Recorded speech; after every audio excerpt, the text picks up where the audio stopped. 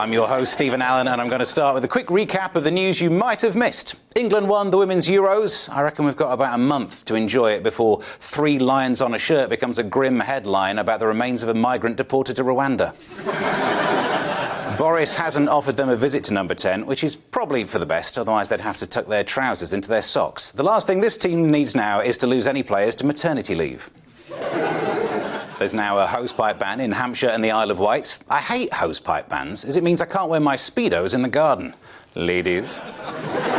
Yes, the nation is nearing a drought, with parts of the southeast already drier than Carrie's foof now that Boris Johnson is no longer PM.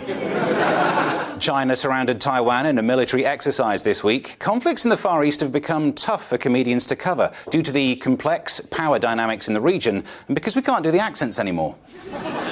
I know I may be going against the consensus a little here, but if it does all kick off, why don't we back China? Hear me out. Just think of the message it would send to Scotland about going for independence. Ayman al-Zawahiri, co-founder of Al-Qaeda, a man who stepped into Osama bin Laden's sandals, has been killed by a US drone strike this week. His remains are to be scattered. Sorry, his remains have already been scattered. All over the bedspread, to be precise. Al-Zawahiri was killed in a safe house, or as it's known now, a house. How was he tracked down? Experts believe he may have given away his location when he finally tried to cash in those 9/11 guys' air miles. And that's your weekly roundup. Time to get on with the show.